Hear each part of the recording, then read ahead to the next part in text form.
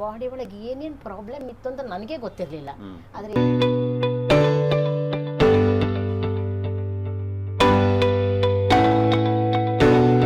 ಕಾಲಿಗೆ ಮರಳು ಚೀಲ ಕಟ್ಕೊಂಡು ಓಡಾಡಿದ್ರೆ ಕಾಲು ಎತ್ತಿಡಕ್ಕೆ ಸ್ಪೆಷಲ್ ಥ್ಯಾಂಕ್ಸ್, ನಿಮ್ಗೆ ಸೂಪರ್ ಥ್ಯಾಂಕ್ಸ್. ನಮ್ಮಂಥ ಒಂದು ಪೇಷಂಟ್ಗಳಿಗೆ ಇಷ್ಟು ಒಳ್ಳೆ ಟ್ರೀಟ್ಮೆಂಟ್ ಕೊಡ್ತಾ ಇದ್ದಾರೆ ಡಾಕ್ಟ್ರೆ.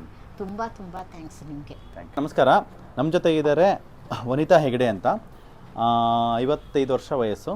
ಅವರು ಒಂದು ಮಂಡಿ ನೋವು ಎಷ್ಟು ಅವ್ರಿಗೆ ಬಾಧಿಸ್ತಾ ಇತ್ತು, ಮತ್ತು ಅವ್ರಿಗೆ ಇವಾಗ 98% ಕಡಿಮೆ ಆಗಿದೆ. ಯೂಶ್ವಲಿ ಹೆಣ್ಮಕ್ಳಿಗೆ ಮೆನೋಪಾಸ್ ಆದಮೇಲೆ, ಮುಟ್ಟು ನಿಂತ ಮೇಲೆ ಪೇಯ್ನು ತುಂಬ ಸಫರ್ ಮಾಡ್ತಾರೆ. ಯಾಕಂದರೆ ಬಾಡಿನಲ್ಲಿ ಡಿಜನ್ರೇಷನ್ನು ಜಾಸ್ತಿ ಆಗುತ್ತೆ, ಆಸ್ಟಿಯೋಪೊರೋಸಿಸ್ ಜಾಸ್ತಿ ಆಗುತ್ತೆ. ಸೊ ಹಾರ್ಮೋನ್ ಇಂಬ್ಯಾಲೆನ್ಸ್ ಎಲ್ಲ ಜಾಸ್ತಿ ಆಗಿಬಿಟ್ಟು ವೆಯ್ಟ್ ಗೇನು ಆಗಿಬಿಡುತ್ತೆ. ಅದರಿಂದ ಇನ್ನೂ ಎಲ್ಲನೂ ಕೂಡ ನಮಗೆ ಆಪೋಸಿಟಾಗೆ ವರ್ಕ್ ಆಗಿ ಸ್ಟಾರ್ಟ್ ಆಗುತ್ತೆ ನಮ್ಮ ಬೋನ್ಸ್ಗೆ. ಸೊ ಹಾಗಾಗಿ ನೋವು ಜಾಸ್ತಿ ಇರುತ್ತೆ. ಆ ನೋವನ್ನ ನಾವು ಹೆಂಗೆ ಕಡಿಮೆ ಮಾಡ್ಕೊಳೋದು, ನಮ್ಮ ಆಹಾರ ವಿಹಾರ ಹೆಂಗಿರಬೇಕು, ಯಾವ ಥರ ಅವ್ರು ಸಪ್ಲಿಮೆಂಟೇಷನ್ ತೊಗೊಂಡ್ರು ಅಂತ ಅವರ ಒಂದು ಅನುಭವನ ತಿಳ್ಕೊಳ್ಳೋಣ. ನಮಸ್ತೆ ಮಾ. ನಮಸ್ತೆ. ನನ್ನ ಹೆಸರು ವನಿತಾ ಹೆಗಡೆ ಅಂತ. ನನ್ನ ವಯಸ್ಸು 55ನೇ ವರ್ಷ. ನಾನಿರೋ ರಾಜಾಜಿನಗರದಲ್ಲಿ. Okay okay okay. ಏನು ಕೆಲಸ ಮಾಡ್ತೀರಿ ಮೇಡಮ್? ನಾವು ಹೌಸ್ ವೈಫ್ ಆಗಿದ್ದಾರೆ. ಓಕೆ. ನಿಮಗೆ ಏನು ಸಮಸ್ಯೆ ಇತ್ತು? ನನಗೆ ಬಿಗಿನಿಂಗಿಂದಲೂ ನಾನು 40 ಇಯರ್ಸ್ ಆದಂಗೆ ನನ್ನ ಕಾಲು ನೋವು ಬಂತು. ತುಂಬಾ ಕಾಲು ನೋವು ತಡ್ಕೊಳಕ್ಕಾಗಲ್ಲ.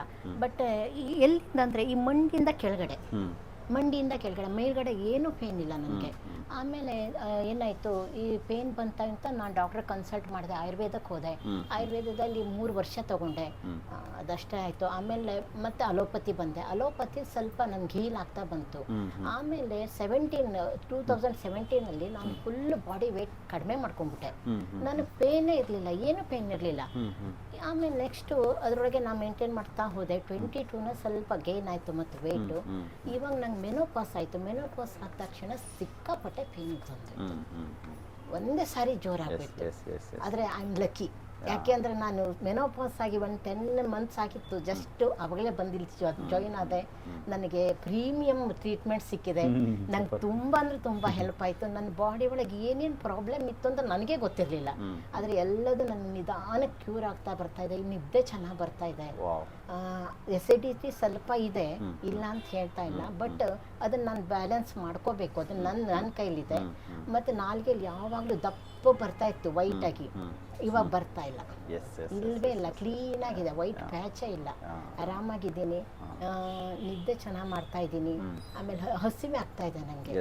ಆ್ಯಂಡ್ ಮೇನ್ ಅಂದರೆ ನನಗೆ ಲೂಸ್ ಮೋಷನ್, ಏನು ತಿಂದ್ರೂ ಡೈಜೆಷನ್ ಆಗ್ತಾ ಇಲ್ಲ. ವೀಕ್ಲಿ 1 or 2 ಟೈಮ್ಸ್ ನಂಗೆ ಇದಿದೆ. ಆ್ಯಂಡ್ ತಗೋತಾ ಇದ್ದೆ. ಬಟ್ ಇವತ್ತು ಆಗ್ತಾ ಇಲ್ಲ. ನಂಗೆ ಡೈಜೆಷನ್ ಆಗ್ತಾ ಇದೆ. ನಂಗೆ ಅದೇ ಖುಷಿ ಆಗ್ತಾ ಇತ್ತು. ಫಸ್ಟ್ ಇಲ್ಲಿ ಬರಬೇಕಾದ್ರೆ ನಾನು ಹೀಗೆ ಕುತ್ಕೊಂಡಿದ್ರೆ ನನ್ನ ಕಾಲನ್ನು ಹೀಗೆ ಎತ್ತಿಡ್ಬೇಕಿತ್ತು. ನೀವೇ ಕೈಯಲ್ಲಿ ಎತ್ತಿರ್ಬೇಕಿತ್ತು. ಓಕೆ. ಹಾಗಿತ್ತು, ಅಷ್ಟು ಸ್ಟಿಫ್ನೆಸ್. ಒಂದು ಮರಳು ಚೀಲ ಕಟ್ಕೊಂಡ್ರೆ ಕಾಲಿಗೆ ಹೇಗಿತ್ತು ಹಾಗಿತ್ತು ನನ್ನ ಕಾಲು. 5ನೇ ಥೆರಪಿ ಆದಮೇಲೆ ನನಗೆ ನಿಧಾನ ಕ್ಲಿಯರ್ ಆಗ್ತಾ ಬಂತು. ಥ್ಯಾಂಕ್ಸ್ ಹೇಳಬೇಕು ಸಚಿನ್ ಡಾಕ್ಟ್ರಿಗೆ. ತುಂಬ ಥ್ಯಾಂಕ್ಸ್. ನನಗೆ ಇಷ್ಟು ಪ್ರಾಬ್ಲಮ್ ಇದ್ರೂ ಎಷ್ಟು ಒಳ್ಳೆ ಟ್ರೀಟ್ಮೆಂಟ್ ಕೊಟ್ಟಿದ್ದಾರೆ. ನಂಗೆ ಆರಾಮಾಗ್ತಾ ಇದೆ. ನಿಮ್ಗೆ ಸೂಪರ್ ಥ್ಯಾಂಕ್ಸ್. ಅವ್ರಿಗೆ ಸ್ಪೆಷಲ್ ಥ್ಯಾಂಕ್ಸ್, ನಿಮ್ಗೆ ಸೂಪರ್ ಥ್ಯಾಂಕ್ಸ್. ನಮ್ಮಂಥ ಒಂದು ಪೇಷಂಟ್ಗಳಿಗೆ ಇಷ್ಟು ಒಳ್ಳೆ ಟ್ರೀಟ್ಮೆಂಟ್ ಕೊಡ್ತಾ ಇದ್ದಾರೆ ಡಾಕ್ಟ್ರೆ.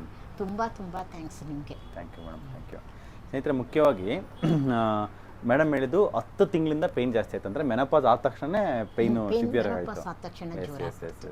ಎಲ್ಲ ಹೆಣ್ಮಕ್ಳಿಗೂ ಪೆರಿ ಮೆನೋಪಾಸಲ್ಲಿ ಏಜಲ್ಲಿ ಇರ್ತಕ್ಕಂಥ 40 ವರ್ಷದಿಂದ 50-55 ವರ್ಷದವರೆಗೂ ಇನ್ನು ಆ ಟೈಮಲ್ಲಿ ಏನಾಗುತ್ತೆ, ಬಾಡಿನಲ್ಲಿ ತುಂಬ ಹಾರ್ಮೋನ್ ಕ್ಯಾಸ್ಕೇಡ್ ಆಫ್ ಚೇಂಜಸ್ ಆಗುತ್ತೆ. ಆ ಟೈಮಲ್ಲಿ we have to focus main into lot of changes in the ಫುಡ್ಡಲ್ಲಿ ಲಾಟ್ ಆಫ್ ಚೇಂಜಸ್ ಮಾಡ್ಕೋಬೇಕು. ಮೇಡಮ್ಮು ಈ ಪೇಯ್ನ್ ಬಂದಿದ್ದು, ಮೆನೋಪಾಸ್ ಆದ ತಕ್ಷಣ ಪೇಯ್ನ್ ಬಂದಿರೋದು ಹೆಂಗೆ ಸಡನ್ನಾಗೆ ರಿವರ್ಸ್ ಆಯಿತು ಅಂದರೆ 10 ತಿಂಗಳಿಂದ ಸಫರ್ ಮಾಡ್ತಾಯಿದ್ರು, ಇಷ್ಟು ಈ ಲೆವೆಲ್ವರೆಗೂ ಇತ್ತು, ಹೆಂಗೆ ಅದನ್ನ ರಿವರ್ಸ್ ಮಾಡ್ಕೊಂಡ್ರು ಅಂತ ಇದು ಮಾಡೋಣ ಸರ್. ನನಗೆ ಆ್ಯಂಡ್ ನೆಲ್ಲಿಕಾಯಿ, ದಾಳಿಂಬೆ ಹಣ್ಣು ಮುಟ್ಟಿದ್ರೆ ಕೈ ಕಪ್ಪಾಗಿರೋ ಮಸಿ ಹಚ್ಚಿದಂಗೆ ಆಗ್ತಾ ಇತ್ತು. ಇವಾಗ ಏನೂ ಆಗ್ತಾ ಇಲ್ಲ. ನಾನು ನೆಲ್ಲಿಕಾಯಿ ತುರ್ಕೋತೀನಲ್ಲ, ಇವಾಗ ಏನೂ ಆಗಲ್ಲ. ಕೈಲಿ ಒಂದು ಚೂರು ಕಪ್ಪಾಗಲ್ಲ. ಮತ್ತು ಇದ್ರ ಬಗ್ಗೆ ಒಂದು ಸೈನ್ಸ್ ಹೇಳ್ತೀನಿ. ಮುಖ್ಯವಾಗಿ ನಿಮಗೆ ನಾಲ್ಗೆ ದಪ್ಪ ಆಗ್ತಿತ್ತು ಅಂತ ಹೇಳಿದ್ರಿ ಅಲ್ವಾ? ನಾಲ್ಗೆ ದಪ್ಪ ಆಗ್ತಿತ್ತು ಅಂತ ಹೇಳಿರಿ. ನಾಲ್ಗೆ ದಪ್ಪ ಆಗೋದು ಬಂದು ಆಯುರ್ವೇದದಲ್ಲಿ ಆಮ ಅಂತ ಕರೀತಾರೆ. ಅಂದರೆ ಅಷ್ಟು ಟಾಕ್ಸಿನ್ಸ್ ಇರುತ್ತೆ ಬಾಡಿಲಿ. ಅಷ್ಟು ಟಾಕ್ಸಿನ್ಸ್ ಸೇರ್ಕೊಂಡುವಾಗ ಬಾಡಿನಲ್ಲಿ ಎಲ್ಲ ರೀತಿಯಾಗಿರ್ತಕ್ಕಂಥ ಈ ಫ್ರೀ ರ್ಯಾಡಿಕಲ್ಸ್ ಆಗ್ಬೋದು, ಇನ್ಫ್ಲಮೇಟರಿ ಮಾರ್ಕರ್ಸ್ ಆಗ್ಬೋದು, ಲೈಕ್ HSCRP ESR ಅವೆಲ್ಲ ಜಾಸ್ತಿ ಸೇರಿಕೊಂಡಾಗ ಬಾಡಿನ ಪ್ರಾಪರ್ ಫಂಕ್ಷನ್ಗೆ ಅಲೋ ಮಾಡಲ್ಲ ಅದು. ಬಾಡಿಲಿರ್ತಕ್ಕಂಥ ವಿಟಮಿನ್ಸು, ಎಂಜೈಮ್ಸು, ಮಿನರಲ್ಸು ಅದೆಲ್ಲ ಏನು ಪ್ರಾಪರ್ ಫಂಕ್ಷನ್ ಆಗಬೇಕು ಆ ಫಂಕ್ಷನ್ಗೆ ಅಲೋ ಮಾಡಲ್ಲ. ಆಗ ಏನಾಗುತ್ತೆ, ಬೋನ್ಸ್ ಫಾರ್ಮೇಷನ್ ಆಗಲಿ ಎಫೆಕ್ಟ್ ಆಗುತ್ತೆ ಅಂಡ್ ಬೋನ್ ಡಿಜನರೇಷನ್ ಜಾಸ್ತಿ ಆಗೋಕ್ಕೆ ಸ್ಟಾರ್ಟ್ ಆಗುತ್ತೆ ಆ ಟೈಮಲ್ಲಿ. Especially joints, knee and lower back, ಯಾಕಂದರೆ they are the most precious parts in the body ನೋವುಗಳಿಗೆ. ಸೊ ಅಲ್ಲೇ ಎಫೆಕ್ಟ್ ಆಗೋಕ್ಕೆ ಸ್ಟಾರ್ಟ್ ಆಗುತ್ತೆ. ಸೊ ಈ ಟಾಕ್ಸಿನ್ಸ್ ಲೆವೆಲ್ಸು ಜಾಸ್ತಿ ಇರೋದನ್ನು ನಾವೇನು ಮಾಡಿದ್ವಿ, ನಿಮಗೆ ಡಯಟಲ್ಲಿ ಅವಾಯ್ಡ್ ಮಾಡಿಸಿದ್ವಿ. ಫುಡ್ ಅಂದರೆ ಹೊರಗಡೆಯಿಂದ ಟಾಕ್ಸಿನ್ಸ್ ಹಾಕೋದನ್ನ ಸ್ಟಾಪ್ ಮಾಡಿ ಅಂತ.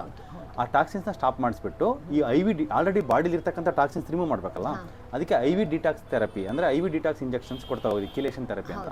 ಅದರಲ್ಲಿ ಏನಾಗ್ತಾ ಹೋಯ್ತು, ಒಂದು 10 ಎಷ್ಟು 10 ಆಯ್ತಾ 9 ಆಯ್ತಾ, ಇವಾಗ 8 ಆಗಿದೆ, ಇನ್ನೂ 2 ಇದೆ. ಸೊ ಅದು ಮುಗಿಯೋಷ್ಟೊತ್ತಿಗೆ ಕಂಪ್ಲೀಟಾಗಿ ಲೈಕ್ ಇನ್ನೂ 2% ಏನು ಪೇನ್ ಇದೆಯೋ ಅದು ಕಂಪ್ಲೀಟಾಗಿ ಆಚೆ ಬರುತ್ತೆ. ಸೊ ಮತ್ತೆ ಇದು ತಗೋಬೇಕಾ ಅಂತಂದರೆ ನಾವು ಮತ್ತೆ ಟಾಕ್ಸಿನ್ಸ್ನ ಒಳಗಡೆ ಹಾಕೋದು ಬೇಡ. ಯಾಕಂದರೆ ಒಂದು ನೀರು ಚೆನ್ನಾಗಿದೆ ಒಂದು ಕೊಳದಲ್ಲಿ, ಅದು ಇರೋ ಡರ್ಟಲ್ಲೇ ಕ್ಲೀನ್ ಮಾಡಿಬಿಟ್ವಿ. ಮತ್ತೆ ನಾವದನ್ನ ಕ್ಲೀನ್ ಮಾಡ್ಬೇಕಂತಂದರೆ ಮತ್ತೆ ಅದನ್ನು ನಾವು ಡರ್ಟ್ ಮಾಡಿದರೆ ಮಾಡಬೇಕು. ಡರ್ಟ್ ಮಾಡಿಲ್ಲ ಅಂದರೆ ಬೇಕಾಗೋದಿಲ್ಲ.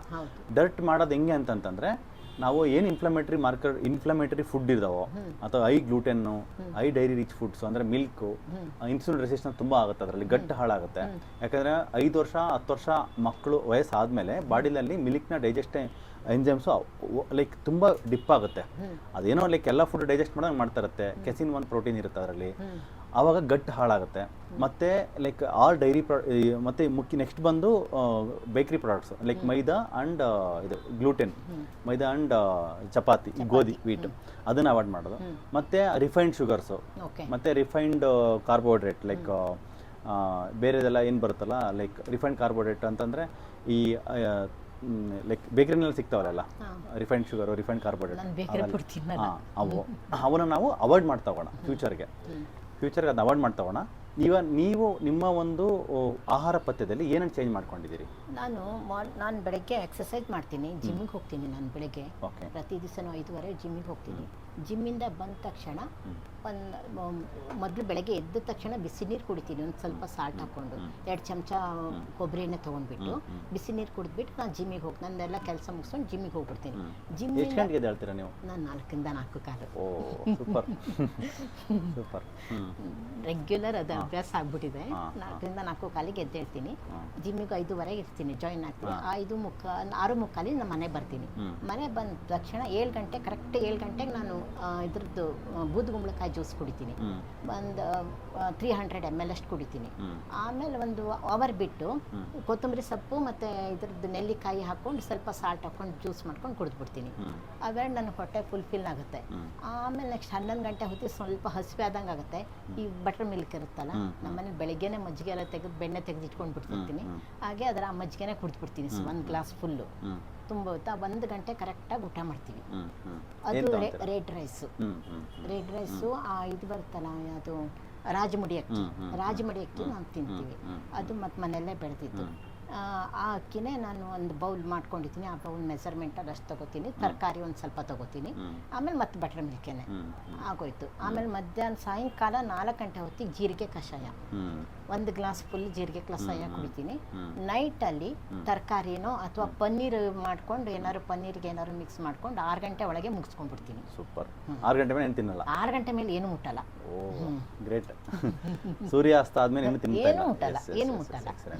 ನಿಮ್ದು ಈ ಡಯಟ್ ಸಿಸ್ಟಮ್ಮು ಇದು ಯಾವಾಗಿಂದ ಫಾಲೋ ಮಾಡ್ತಿದ್ದೀರಾ?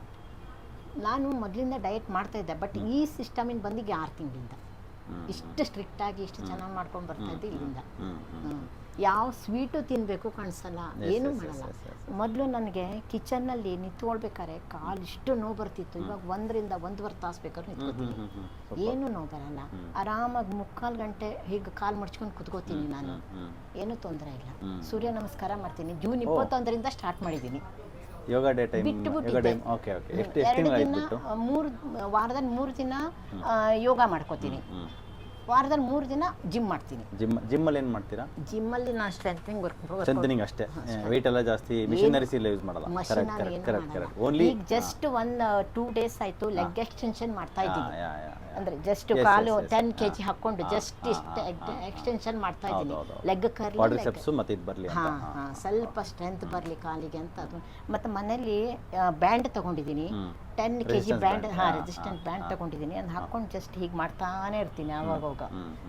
ಎಲ್ಲಿ ನಾವೇನಾದ್ರು ಟಿವಿ ನೋಡಕ್ ಕೂತ್ಕೊಂಡ್ರೆ ಅದಿಷ್ಟು ಮಾಡ್ತಾನೆ ಇರ್ತೀನಿ ಎಕ್ಸರ್ಸೈಸ್. ಕರೆಕ್ಟ್ ಟಿವಿ ನೋಡ್ಬೇಕಾದ್ರೆ ಎಕ್ಸರ್ಸೈಸ್ ಮಾಡ್ತಾರೆ. ಏನು ಮಾಡ್ತೀರಾ ಟಿವಿ ನೋಡ್ಬೇಕಾದ್ರೆ? ಟಿವಿಲಿ ಏನಾದರೂ ಒಂದು ಪ್ರೋಗ್ರಾಮ್ ನೋಡ್ತಾ ಇರ್ತೀನಿ. ನಾವು ನೋಡಲ್ಲ ನಾನು ಜಾಸ್ತಿ, 1 hour ದಿನದಲ್ಲಿ ಟಿವಿ ನೋಡಿದ್ರೆ. ಟಿವಿ ನೋಡ್ಬೇಕಾದ್ರೆ ಸುಮ್ಮನೆ ಕೂತ್ಕೊಳ್ಳೋದು ಏನಕ್ಕೆ ಅಂತ ಅದನ್ನ ಬ್ಯಾಂಡ್ ಸುಮ್ಮನೆ ಮೂವ್ಮೆಂಟ್ ಮಾಡ್ತಾ ಇರ್ತೀರಾ? ಹಾಕಿ ಇಟ್ಕೊಂಡ್ಬಿಟ್ಟಿದ್ದೀನಿ ಆ ಸೋಫಾದ ಇದಕ್ಕೆ ಲೆಗ್ಗಿಗೆ, ಅದರೊಳಗೆ ಅಡ್ಜಸ್ಟ್ ಮಾಡ್ತೀನಿ. ನೀವು ಅಡ್ಜಸ್ಟ್ಮೆಂಟ್ ಮಾಡ್ಕೊಂಡಿದ್ದೀರಾ? ಓಕೆ ಓಕೆ ಮಾಡ್ತಾ ಇರ್ತೀನಿ. ಸ್ನೇಹಿತರೆ, ಇದೊಂದು ವೆರಿ ಇಂಪಾರ್ಟೆಂಟು. ಎಕ್ಸಸೈಸ್ ಮಾಡಿ ಅಂದರೆ ಟೈಮ್ ಇಲ್ಲ, ಅದು ಬ್ಯುಸಿ ಇರ್ತೀವಿ ಅಂತೆಲ್ಲ ಹೇಳ್ತಾರೆ. ನಮ್ಮ ಅಜ್ಜಿ ಯೂಟ್ಯೂಬಲ್ಲಿ ಅವರು ಇನ್ಫಾರ್ಮೇಷನ್ ಕೊಟ್ಟಿದ್ರು. ಇದನ್ನು ಅಡುಗೆ ಮಾಡುವಾಗ ಸ್ಕ್ವಾಟ್ಸ್ ಮಾಡ್ತೀನಿ ನಾನು, ಅಡುಗೆ ಲೈಕ್ ಗ್ಯಾಸ್ ಮೇಲೆ ಇಟ್ಟಿರ್ತೀನಿ, ಅದು ಬಿಸಿ ಆಗೋಷ್ಟೊತ್ತಿಗೆ ಅದು ಕುಂತೆದ್ದು ಬಿಡ್ತೀನಿ, ಅದೆಲ್ಲ ಮಾಡ್ತಿದ್ದೀನಿ. ನನಗೆ 80% ಚೆನ್ನಾಗಿದ್ದಾರೆ, 84 year old.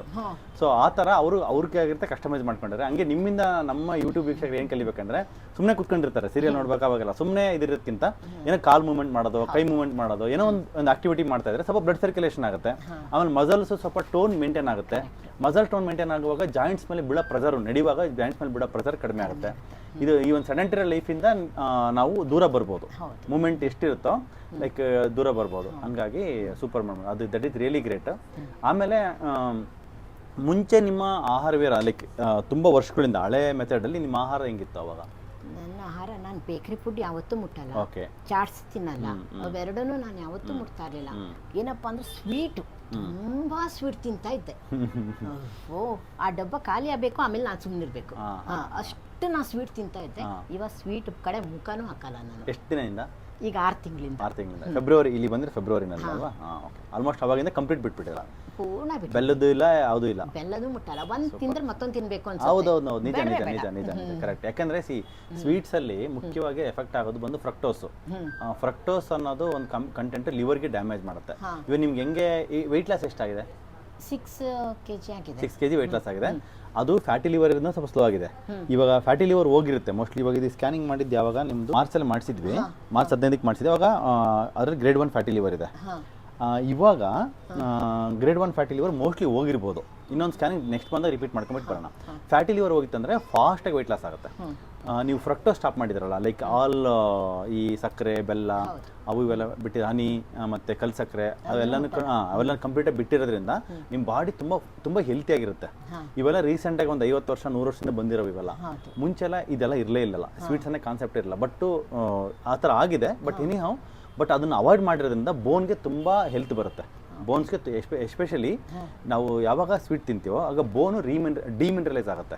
ಅಂದರೆ ಬೋನಲ್ಲಿರ್ತಕ್ಕಂಥ ಕ್ಯಾಲ್ಶಿಯಮ್ಮು, ಮೆಗ್ನೀಷಿಯಮ್ಮು ನಾವೇನಾದ್ರೂ ಸ್ವೀಟ್ ತಿಂದ ತಕ್ಷಣ ಬ್ಲಡ್ ಅಸಿಡಿಕ್ ಆಗಿಬಿಡುತ್ತೆ. ಫಸ್ಟು ಅಲ್ಲಿ ಅಸಿಡಿಕ್ ಆಗುತ್ತೆ, ಸಲೈವ ಅಸಿಡಿಕ್ ಆಗುತ್ತೆ, ಬ್ಲಡ್ ಅಸಿಡಿಕ್ ಆಗುತ್ತೆ.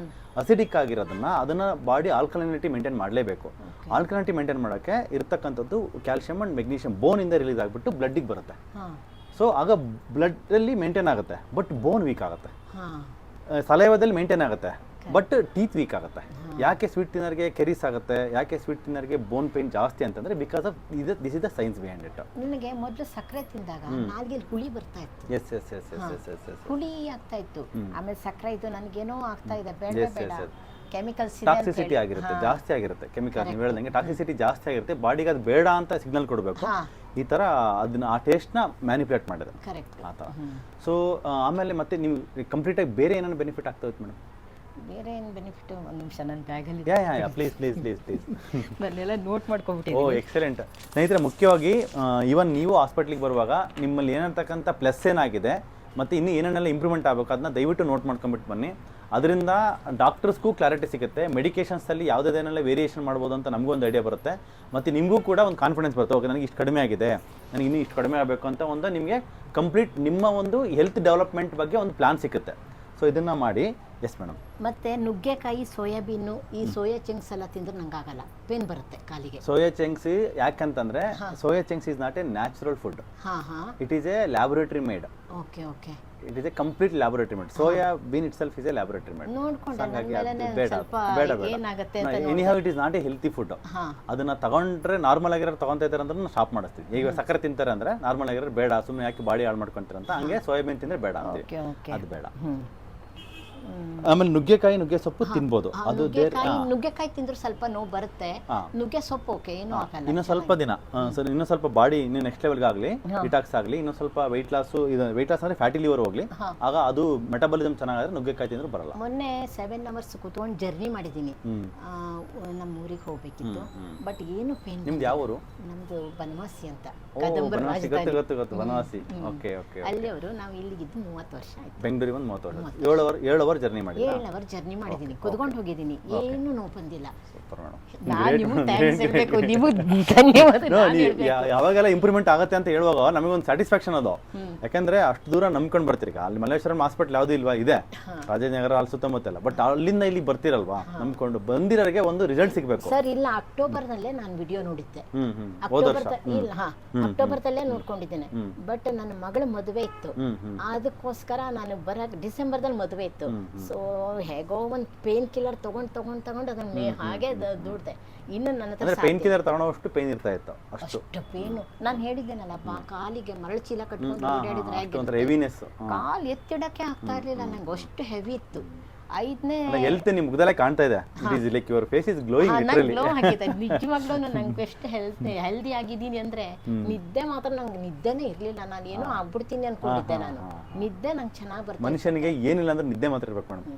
ಬೇಕಾದ್ರೆ 3 ಹೊತ್ತು 3 ದಿನ ಊಟ ಮಾಡಿಲ್ಲ ಅಂತ ತರ್ಕೊಂಡ್ಬಿಡುತ್ತೆ ಬಾಡಿ. 10 ದಿನ ಊಟ ಕೊಟ್ಟಿಲ್ಲ ಅಂತ ತರ್ಕೊಂಡು, ನಿದ್ದೆ 1 ದಿನ ಅಥವಾ 2 ದಿನ ಅಲ್ಲ 3 ದಿನ ಕೊಟ್ಟಿಲ್ಲ ಅಂದ್ರೆ ಆಲ್ರೆಡಿ ಅದು ಡಿಟಿರೇಟ್ ಆಗ್ಬಿಡುತ್ತೆ. Mind upset, body upset, pains ಎಲ್ಲ ಜಾಸ್ತಿ. ಅದು ಡೈಜೆಷನ್ ಪ್ರಾಬ್ಲಮ್ ಎಲ್ಲದೂ ಆಗುತ್ತೆ.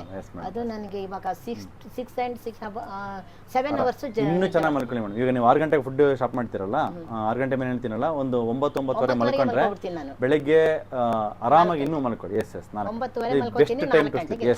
ಎಕ್ಸಲೆಂಟ್. ನೀವು ಮತ್ತೆ ಬ್ರಾಹ್ಮಿ ಮುಹೂರ್ತದಲ್ಲಿ ಎದ್ದಾಡ್ತಿರೋದ್ರಿಂದ ಬೆಳಗ್ಗೆ ಟೈಮು ದೇಹದಲ್ಲಿ ಆ ಒಂದು ಚೈತನ್ಯನೂ ಜಾಸ್ತಿ ಇರುತ್ತೆ. ಮತ್ತೆ ಕಂಪ್ಲೀಟ್ ಆಗಿ ನೀವು ಹೀಲ್ ಆಗಿರುತ್ತೆ. ನಿದ್ದೆ ಮಾಡುವಾಗ ಬಾಡಿ ಹೀಲ್ ಆಗುತ್ತೆ, ರೆಸ್ಟ್ ಮೋಡ್ಗೆ ಹೋಗುತ್ತೆ ಕಂಪ್ಲೀಟ್ ಆಗಿಲ್ಲ. ಆ ರೆಸ್ಟ್ ಮೋಡ್ಗೆ ಹೋದಾಗ ಹೀಲ್ ಆಗುತ್ತೆ, ಎಲ್ಲ ಪೇನ್ಸ್ಗಳು ಹೀಲ್ ಆಗುತ್ತೆ. ಅದು ಮತ್ತೆ ಡಾಕ್ಟರ್ ನನಗೆ ಮಲ್ಕೊಂಡಾಗ ನನಗೆ ಆ ಪೇನ್ ಬಿಗಿನಿಂಗ್ ನಲ್ಲಿ ಈ ಕಾಲನ್ನು ಹಿಂಗೆ ಹೊರಡ್ಸಕ್ ಬರ್ತಾ ಇರಲಿಲ್ಲ, ಅಷ್ಟು ಪೇನ್ ಇತ್ತು. ಪೊಸಿಷನ್ ಚೇಂಜ್ ಮಾಡಕ್ ಬರ್ತಾ ಇರಲಿಲ್ಲ. ಇವಾಗ ನಾನು ಆರಾಮಾಗಿ ಹೊರಡ್ಬೋದು. ಒಂದು ಎಕ್ಸರ್ಸೈಸ್ ಮಾಡಬೇಕು ಅಂದ್ರೆ ನಾನು ಮಾಡ್ಬೇಕಾದ್ರೆ ಮಾಡ್ಬಿಡ್ತೀನಿ, ಆಮೇಲೆ ಮನೆಗೆ ಬಂದು ನೋವು ಅನುಭವಿಸ್ತಾ ಇರ್ತೆ. ಯಾಕೆ ನಾವು ಈ ಎಲ್ಲ ಪೇಷಂಟ್ಸ್ಗೆ ಎಕ್ಸರ್ಸೈಸ್ಗೆ ಅಂದ್ರೆ ಎಕ್ಸರ್ಸೈಸ್ ಹೇಳಲ್ಲ. ಯಾಕೆ ಹೇಳಲ್ಲ ಅಂತಂದ್ರೆ, ಬಾಡಿನಲ್ಲಿ ಇಷ್ಟು ಟಾಕ್ಸಿನ್ಸ್ ತುಂಬಿಟ್ಟು ಎಕ್ಸರ್ಸೈಸ್ ಮಾಡಕ್ ಹೋದ್ರೆ ಎಕ್ಸರ್ಸೈಸ್ ನಮ್ಗೆ ಹೆಂಗೆ ರಿಲೀಫ್ ಕೊಡುತ್ತೆ? ಟೆಂಪರರಿ ರಿಲೀಫ್ ಆಗುತ್ತೆ, ಅಥವಾ ಪೇನ್ ಅಗ್ರಿವೇಟ್ ಆಗುತ್ತೆ. ನಾವು ಅದಕ್ಕೆ ಏನ್ ಮಾಡ್ಬೇಕು, ಫಸ್ಟ್ ಇವನ್ನೆಲ್ಲ ಏನ್ ಬಿಡ್ಬೇಕಂತ ನೀವೆಲ್ಲ ಬಿಟ್ಟಿದ್ದೀರಲ್ಲ ಅವ್ನು ಕಂಪ್ಲೀಟಾಗಿ ಬಿಡಿಸ್ತೀವಿ. ಸ್ವೀಟಿಂದ ಹಿಡಿದು ಎಲ್ಲ ಅಂಶಗಳನ್ನ ಬಿಡಿಸ್ಬಿಟ್ಟು ಬಾಡಿಲಿ ಟಾಕ್ಸಿನ್ಸ್ ಒಳಗಡೆ ಹೋಗೋದು ಸ್ಟಾಪ್ ಆದ ತಕ್ಷಣ ನೆಕ್ಸ್ಟ್ ಆಮೇಲೆ ಸ್ವಲ್ಪ ವಿಟಮಿನ್ಸ್ ಎಲ್ಲ ಡೆಫಿಷಿಯನ್ಸಿ ಇರುತ್ತೆ. ವಿಟಮಿನ್ಸ್ ಡೆಫಿಷಿಯನ್ಸಿನ ಕರೆಕ್ಷನ್ ಮಾಡಿಬಿಟ್ಟು ಆವಾಗ ಬಾಡಿ ಸ್ವಲ್ಪ ಫಿಟ್ ಆಗಿದೆ ಎಕ್ಸರ್ಸೈಸ್ ಮಾಡೋಕೆ. ಅಟ್ಲೀಸ್ಟ್ ಬೇಸಿಕ್ ವಾಕಿಂಗಿಂದ ಸ್ಟಾರ್ಟ್ ಮಾಡಿ ಇವಾಗ ನೀವು ಮಾಡ್ತೀವಿ ರೆಸಿಸ್ಟೆನ್ಸ್ ಟ್ರೈನಿಂಗು, ಯೋಗಾಸನ ಅಭ್ಯಾಸ, ಅವೆಲ್ಲ ಮಾಡೋದಕ್ಕೆ ಹೇಳ್ತೀವಿ. ಸ್ಟಾರ್ಟಿಂಗಲ್ಲೇ ನಾವು ಅದು ಮಾಡ್ಕೊಂಡು ಹೋಗ್ಬಿಟ್ರೆ ಅದು ಇದಾಗುತ್ತೆ. ಆ ರೀಸನಿಂದ ನಾವು ಟೆಂಪರರಿ ಸ್ಟಾಪ್ ಮಾಡ್ತಿರ್ತೀವಿ ಅಷ್ಟೇ. Okay madam. ಇದರಲ್ಲೆಲ್ಲ ಆಯ್ತು. ಕಾಲು ನೋವು 95% ಕಡಿಮೆ ಇದೆ. ಸಮ್ ಟೈಮ್ ಬರುತ್ತೆ, ಬಟ್ ಎಲ್ಲ ನಿದ್ದೆ ಚೆನ್ನಾಗಿ ಬರುತ್ತೆ. ಆಂಕಲ್ ಬ್ಯಾಂಡ್ ಹಾಕೊಂಡಾಗ ಏನಾಗುತ್ತೆ ಅಂದ್ರೆ, ಇಲ್ಲಿ ನನಗೆ ಹೀಲ್ ಪೇನ್ ಬರ್ತಾ ಇದೆ. ಆಂಕಲ್ ಬ್ಯಾಂಡ್ ಹಾಕಿ ಅದು ಬರ್ಸೈಟಿಸ್ ಇರುತ್ತೆ, ಅಂದ್ರೆ ಅಲ್ಲಿ ಪ್ರೆಸ್ ಆಗ್ತಾ ಇರುತ್ತೆ. ಇಲ್ಲಿ ಅದು ಆಂಕಲ್ ಬ್ಯಾಂಡ್ ಪ್ರೆಸ್ ಆಗೋ ಜಾಗದಲ್ಲಿ ಅಲ್ವಾ? ನಾನು ಸ್ವಲ್ಪ 2 kg ತಗೊಂಡಿದ್ದೀನಿ ಈಗ. ಆಂಕಲ್ ಬ್ಯಾಂಡ್ ಪ್ರೆಸ್ ಆಗೋ ಜಾಗದಲ್ಲಿ ಪೇನ್ ಬರುತ್ತೆ. ಆಂಕಲ್ ಬ್ಯಾಂಡ್ ಇಲ್ಲ ಇಲ್ಲಿ ಬರುತ್ತೆ ಇಲ್ಲಿ ಪೇನ್ ಬರುತ್ತೆ ನನಗೆ ಆಂಕಲ್ ಬ್ಯಾಂಡ್ ಹಾಕೊಂಡು. ಆಮೇಲೆ ನಾನು ಕೆಳಗೆ ಇಳಿತೀನಲ್ಲ, ಸ್ವಲ್ಪ ಬೋನ್ ಸ್ಟ್ರೆಂಥನಿಂಗ್ ಆಗಲಿ, ಅಂದ್ರೆ ಆಸ್ಟಿಯೋಪೊರೋಸಿಸ್ ಇರುತ್ತಲ್ಲ ಮೆನೋಪಾಸ್ ಪೆರಿಮೆನೋಪಾಸ್ ಆ ಟೈಮಲ್ಲಿ ಇನ್ನೊಂದು ಸ್ವಲ್ಪ ಬೋನ್ ಸ್ಟ್ರೆಂಥನಿಂಗ್ ಆಗಲಿ. ಬೋನ್ ಗಟ್ಟಿ ಆದ್ಮೇಲೆ ಆ ಪೇನ್ ಹೋಗುತ್ತೆ. ಮತ್ತೆ ವೆಯ್ಟ್ 2 kg ಸ್ವಲ್ಪ ಜಾಸ್ತಿನೇ. ಅದು ಸ್ವಲ್ಪ ಪವರ್ ಕಡಿಮೆ ಕೊಡಿ ನೀವು, ರೆಸಿಸ್ಟೆನ್ಸ್ ಅದಕ್ಕೆ ಪವರ್ ಕಡಿಮೆ ಕೊಡಿ. ಆಮೇಲೆ ಇಂಪ್ರೂವ್ಮೆಂಟ್ ಆಗಿ ಇನ್ನೊಂದು 3 months ಆದ್ಮೇಲೆ ಪವರ್ 2 kg ಫುಲ್ ಸ್ಟ್ರೆಚರ್ ಮಾಡುವಂತೆ. ಸೊ ಸ್ನೇಹಿತರೆ, ಇದು ಮೇಯ್ನ್ಲಿ. ಸೊ ದಯವಿಟ್ಟು ಮೇಡಮ್ ಹೇಳಿರ್ತಕ್ಕಂಥ ಟಿಪ್ಸ್ಗಳನ್ನ ಫಾಲೋ ಮಾಡಿ. ಇದು ವಯಸ್ಸಾದಾಗ ನಮಗೆ ಎಲ್ಲನೂ ಹೆಲ್ತ್ ಎಲ್ಲ ಹೋಗುತ್ತೆ. ನಾವು ಇನ್ಮೇಲೆ ನಾವು ಹಾಸ್ಪಿಟ್ಲಿಗೆ ಲೈಕ್ ಒಂಥರ ದಾಸರಾಗಿರ್ಬಿಡ್ತೀವಿ. ಮೆಡಿಕಲ್ ಸ್ಟೋರ್ಗೆ ತಿಂಗಳ ನಾವು ದುಡ್ಡು ಕಟ್ಕೊಂಡಿರಬೇಕು. Body 24 hours ಪೈನಿಂದ ಅನುಭವಿಸ್ಕೊಂಡಿರ್ಬೇಕು. ದೈಹಿಕವಾಗಿ ಖಿನ್ನತೆ, ಮಾನಸಿಕವಾಗಿ ಖಿನ್ನತೆ ಎಲ್ಲ ಅನುಭವಿಸ್ಕೊಂಡು ಕಷ್ಟವಾಗಿರಬೇಕು ಅಂತ ನೀವು ಅಂದ್ಕೊಳಕ್ಕೆ ಹೋಗ್ಬೇಡಿ. ಸೊ ಬಾಡಿನ ಕಂಪ್ಲೀಟಾಗಿ ರಿವರ್ಸ್ ಮಾಡೋಕ್ಕೆ ಸಾಧ್ಯ ಇದೆ, ಹೀಲಿಂಗ್ ಮಾಡ್ಕೊಳಕ್ಕೆ ಸಾಧ್ಯ ಇದೆ. ಅದಕ್ಕೆ ನಾವೇನು ಮಾಡಬೇಕಂದ್ರೆ ಕೆಲವು ಅಂಶಗಳನ್ನ ತ್ಯಾಗ ಮಾಡಬೇಕು. ಕೆಲವು ಅಂಶಗಳನ್ನು ನಾವು ಒಂದು ಶಿಸ್ತಿಗೆ ಬಂತು ಅಂದರೆ ಕಂಪ್ಲೀಟಾಗಿ ಸರಿ ಆಗುತ್ತೆ ಅಂತ ಹೇಳ್ತಾ ಈ ಒಂದು ವಿಡಿಯೋ ಮುಗಿಸ್ತಾ ಇದ್ದೀನಿ. ಮೇಡಮ್ ನಿಮ್ಮ ಒಂದು ಏನು ಅಡ್ವೈಸ್ ಮಾಡ್ತಾರೆ ಯೂಟ್ಯೂಬ್ ವೀಕ್ಷಕನೇ ಮಾಡೋರಿಗೆ? ಯಾಕಂದ್ರೆ ನೀವು ಅಕ್ಟೋಬರ್ ಮಂತಲ್ಲಿ ಯೂಟ್ಯೂಬ್ ನೋಡಿದ್ರಿ, ನೋಡಿದಾಗ ಹೆಂಗೆ ಅನಿಸಿತ್ತು ಅವಾಗ ಆ ಥರ? ನಾನು ಇಲ್ಲಿ ಫಸ್ಟ್ ಬಂದಾಗ ಇದು ಏನಪ್ಪ ಇಲ್ಲಿ ಇಷ್ಟೊಂದು ಜನ ಇದ್ದಾರೆ, ಹೇಗಪ್ಪ ನಾನು ಬರಲಿ ಅಂತ ಅನಿಸ್ತು. ಬಟ್ ಇಲ್ಲಿ ಬಂದ ಮೇಲೆ ಇಲ್ಲಿ ಜನರು ತುಂಬ ಅಂದರೆ ತುಂಬ ಒಳ್ಳೆ ರೀತಿಯಿಂದ ನೋಡ್ಕೋತಾರೆ. ಯಾರು ಒಬ್ಬರು ಗದರಲ್ಲ, ಏನು ಕೇಳಿದ್ರು ಒಂದು ಒಳ್ಳೆ ಇದರಿಂದ ಮಾತಾಡ್ತಾರೆ. ಆಮೇಲೆ ಒಳ್ಳೆ ಇದು ಇದೆ, ಪ್ರೀಮಿಯಂ ಟ್ರೀಟ್ಮೆಂಟ್ ಇದೆ. ನಂಗೆ ಅದೇ ಬೇಕಾಗಿತ್ತು, ಪ್ರೀಮಿಯಂ ಟ್ರೀಟ್ಮೆಂಟ್. ನಾನು ಎಲ್ಲ ಕಡೆನೂ ಹೋಗಿ ಬಂದಿದ್ದೀನಿ, ನಂಗೆಲ್ಲೂ ಬ್ಲಡ್ ಚೆಕ್ ಮಾಡಿರಲಿಲ್ಲ. ಇಲ್ಲಿ ಬಂದಮೇಲೆ ಫಸ್ಟ್ ಟೈಮ್ ನಂಗೆ ಬ್ಲಡ್ ಚೆಕ್ ಮಾಡಿ ಇಷ್ಟೊಂದು ಇದನ್ನು ಮಾಡಿದ್ದು. ನನ್ನ ಬಾಡಿ ಒಳಗೆ ಕೆಲವು ಮಾರ್ಕರ್ಸ್ ಜಾಸ್ತಿ ಇಲ್ವಾ? ಅಲ್ಲ, ಮಾರ್ಕ್ ಜಾಸ್ತಿ ಇಲ್ಲ. B12 ಕಡಿಮೆ ಇತ್ತು ನನಗೆ, ಡಿ ವಿಟಮಿನ್ ಕಡಿಮೆ ಇತ್ತು. ವಿಟಮಿನ್ ಡಿ ಕಮ್ಮಿ ಇದೆ, ಹೋಮೋಸಿಸ್ಟಿನ್ ಜಾಸ್ತಿ, ಫೋಲಿಕ್ ಆಸಿಡ್ ಕಡಿಮೆ, HSCRP ಜಾಸ್ತಿ, ಇನ್ಫ್ಲಮೇಷನ್ ಮಾರ್ಕರು.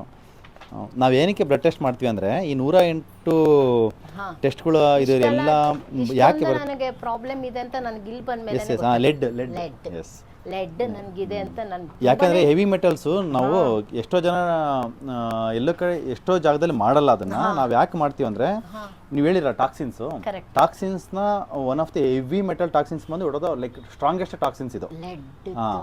ಆಮೇಲೆ ನನಗೆ ಯಪ್ಪ ಲೆಡ್ ಇದೆ ಏನಪ್ಪ ಮಾಡೋದು, ತುಂಬ ತಲೆನೋವಿತ್ತು. ನೆಕ್ಸ್ಟ್ ಡೇನೇ ನಿಮ್ಮ ವಿಡಿಯೋ ಬಂತು, ಲೆಡ್ ಇದೆ ಹೀಗಿದ್ದವ್ರು ಕಡಿಮೆ ಆಗುತ್ತೆ, ಏನು ವರಿ ಮಾಡಬೇಡಿ ಅಂತ. ನಂಗೆ ರಿಲೇಟೆಡ್ ಆದಿದೆ ಅಂತ ನಾನು ಡಿಟಾಕ್ಸ್ ಮಾಡ್ತೀವಿ, ಕಿಲೇಷನ್ ಥೆರಪಿ ಅದರಲ್ಲಿ ಡಿಟಾಕ್ಸ್ ಮಾಡ್ತೀವಿ. ಮತ್ತೆ ಬೆಂಟನೆಟ್ ಕ್ಲೇ ಪೌಡರ್ ಕೊಟ್ಟಿರ್ತೀವಲ್ಲ, ಕರಳಲ್ಲಿರೋದೆಲ್ಲ ಆಚೆ ಆಗುತ್ತೆ. ಅದನ್ನು 1 ವರ್ಷ ತಗೊಳ್ಳಿ ನೀವು. Bentonite clay yes bentonite clay every day ಒಂದೊಂದು ಸ್ಪೂನ್ ಬಿಸಿನೀರು ಹಾಕೊಂಡು ಕುಡಿ, ಶೇಕ್ ಮಾಡ್ಕೊಂಡು ಡೈಲಿ ಕುಡೀರಿ. ಕರಳಲ್ಲೆಲ್ಲ ಅದು ಇನ್ನೂ ಇರುತ್ತೆ ಬಾಡಿನಲ್ಲಿ. ಇವಾಗ ಇನ್ನು 2 ಕಿಲೇಷನ್ ಆದ್ಮೇಲೆ ಟೆಸ್ಟ್ ಮಾಡ್ತೀನಿ ಎಷ್ಟಕ್ಕೆ ಬಂದಿದೆ ಅಂತ ಗೊತ್ತಾಗುತ್ತೆ. ನಿಮ್ಮ ಸಿಂಪ್ಟಮ್ಸ್ ಎಲ್ಲ ಇಂಪ್ರೂವ್ಮೆಂಟ್ ಆಗಿರೋದ್ರೆ ಒಂದು 50 ಬಂದಿರುತ್ತೆ. ಬಟ್ ಗಟ್ಟಲ್ಲೆಲ್ಲ ಇರುತ್ತೆ, ಮತ್ತೆ ಅದು ರೀಟಾಕ್ಸಿಫಿಕೇಶನ್ ಆಗುತ್ತೆ, ಬಾಡಿ ಒಳಗಡೆ ಮತ್ತೆ ಅಬ್ಸರ್ವ್ ಆಗುತ್ತೆ. ಅದಾಗದೇ ಇರಲಿ ಅಂತ ಅದು ಬೆಂಟನೆಟ್ ಕ್ಲೇ ತಗೊಳ್ಳಿ. ಒಂದು ವರ್ಷ ತಗೊಂಬಿಟ್ಟು ಸ್ಟಾಪ್ ಮಾಡಿ, ಅವಾಗ ಕಂಪ್ಲೀಟ್ ಆಗಿ ಹೋಗುತ್ತೆ. ಮತ್ತೆ ಇದು ಮೇನ್ಲಿ ಬರೋದೇ ಗ್ಲೂಟೆನ್ ಮುಖಾಂತರ. ಗ್ಲೂಟೆನ್ ಅಂಡ್ ಟೀ ಅದನ್ನ ಕಂಪ್ಲೀಟ್ ಝೀರೋ ಮಾಡಿದ್ರೆ ಮತ್ತೆ ಫ್ಯೂಚರಲ್ಲಿ ಬರಲ್ಲ. ಈಗ ನೆಕ್ಸ್ಟ್ ನಾನು ಈಗ ಆಗಸ್ಟಲ್ಲಿ ನಾನು ಸ್ವಲ್ಪ ತಮಿಳ್ನಾಡು ಕಡೆ ಹೋಗಿ ಚೆನ್ನಾಗಿದ್ದೀರಲ್ಲ ಇವಾಗ ಪೂರ್ತಿ. ಆರಾಮಾಗಿ ಹೋಗಿ. ಫುಡ್ಡು ಟ್ರಿಪ್ ಮಾಡಿದಾಗ ಏನು ಮಾಡ್ಬೇಕಂದ್ರೆ ಮುಖ್ಯವಾಗಿ ಅನ್ನ, ಸಾಂಬಾರು, ದಾಲು ದೇವಸ್ಥಾನದಲ್ಲಿ ಸಿಗೋದಲ್ಲ ಅದೆಲ್ಲ ತಿನ್ಬೋದು. ತೆಂಗಿನಕಾಯಿ ಅದೆಲ್ಲ ಯೂಸ್ ಮಾಡಿ, ಏನೂ ಆಗೋದಿಲ್ಲ. ಬಾದಾಮಿ ತೊಗೊಂಡೋಗಿರಿ ಒಂದು ಅರ್ಧ kg. ದಿನ ನೆನಾಕೊಂಡ್ಬಿಟ್ಟು 10 ಜಾಗ ತಿನ್ನಿ, 20 ತಿನ್ನಿ. ಟ್ರಾವೆಲ್ ಮಾಡ್ಬೇಕಾದ್ರೆ ಮಂಚಿಂಗಿಗೆಲ್ಲ ಯೂಸ್ ಮಾಡ್ಕೊಳ್ಳಿ ಅದನ್ನು. ಮತ್ತು ಶೇಂಗಾ ಬೀಜ ನೆನಾಕೊಂಡ್ಬಿಟ್ಟು ತಿನ್ನಿ. ಟ್ರಾವೆಲ್ಗೆ ಹೋದಾಗ ಜಸ್ಟ್ ಒಂದು ಡಬ್ಬಿ ತೊಗೊಂಡೋಗಿ ನೀರು ಹಾಕ್ಬಿಟ್ಟು ಇಟ್ಬಿಡಿ, ನೆಂದಿರುತ್ತೆ. ಅದು ನೆಂದಿರೋದು ಒಂದು 6 ಅವರ್ ನೆನೆ ಹಾಕಿದ್ರೆ ಸಾಕು. ಅದನ್ನು ಸಾಯಂಕಾಲ ಟೈಮಲ್ಲಿ ತಿನ್ನಿ. ಈ ಥರ ಮಾಡ್ಕೊಳ್ಳಿ. ಮೇಯ್ನ್ಲಿ ಚಪಾತಿ ಅದೆಲ್ಲ ಅವಾಯ್ಡ್ ಮಾಡಿಕೊಂಡು ಹೋಟೆಲ್ ಫುಡ್ಡಲ್ಲಿ ಪರಾಟ ಗಿರಾಟ ಪೂರಿ ಆ ಥರದ್ದು ತಗೊಂಡಿದ್ರೆ ಸಾಕು. ಜೂನ್ 9ಕ್ಕೆ ನಾನು ಬಂದಿದ್ದೆ ಇಲ್ಲಿ, ನನಗೆ ಇಲ್ಲಿ ನೋವು ಬಂದಿದೆ ಅಂತ ಹೇಳಿ, ಅದು ನನ್ನದೇ ಮಿಸ್ಟೇಕು. ನನಗೆ ಗೊತ್ತಾಯ್ತು ನಾನು ಮಾಡಿದ್ದು ಏನು ತಪ್ಪು ಅಂತ. ಆಮೇಲೆ ಇಲ್ಲಿ ಥೆರಪಿ ತೊಗೊಂಡು ಹೋದ್ನಲ್ಲ, ನೆಕ್ಸ್ಟ್ ಡೇನೇ ನನಗೆ ಲೂಸ್ ಮೋಷನ್ ಆಯಿತು. ಅವಾಗ ನಂಗೆ ಗೊತ್ತಾಯಿತು ನಂಗೆ ಬಾಡಿ ಅಸಿಡಿಕ್ ಆಗಿದೆ ಅಂತ. ಮಾವಿನ ಹಣ್ಣು ತಿಂದಿದ್ದೆ ನಾನು. ನಾನು ಏನು ಮಿಸ್ಟೇಕ್ ಮಾಡ್ಕೊಂಡೆ ಅಂತ ನಂಗೆ ಹೋಯ್ತು. ಅಷ್ಟರ ಮೇಲೆ ಆ್ಯಕ್ಚುಲಿ ನಾವು ನಮ್ಮ ಬಾಡಿನ ಅಬ್ಸರ್ವ್ ಮಾಡಿದರೆ ನಮ್ಮ ಬಾಡಿನೇ ಹೇಳ್ಬಿಡುತ್ತೆ. ಕರೆಕ್ಟ್. ಅದನ್ನು ನಾವು ಅಬ್ಸರ್ವ್ ಮಾಡಲ್ಲ. ನಾವು ಏನು ಮಾಡ್ಬಿಡ್ತೀವಿ, ಸೊ ಇದು ಲೈಕ್ ಏನೋ ಬೇರೆ ಏನೋ ಇರ್ಬೋದು, ಬೇರೆ ಏನೋ ಅಲ್ಲೇ ಓಡುತ್ತಲ್ಲ. ಸೊ ಫುಡ್ಡಲ್ಲಿ ಅದಕ್ಕೆ ನಾವು ಫ್ರೂಟ್ಸ್ನ ಜಾಸ್ತಿ ಸಜೆಸ್ಟ್ ಮಾಡೋದು. ಫ್ಯಾಟಿ ಲಿವರ್ ಇರುವಾಗ fruits they are like banned, ಅದನ್ನ ಯೂಸೇ ಮಾಡಬಾರ್ದು. ಹಂಗಾಗಿನೇ ಬಾಡಿಗೆ ಆಪೋಸಿಟ್ ಆಗುತ್ತೆ ಅದು. Thank you madam, thank you so much, thank you.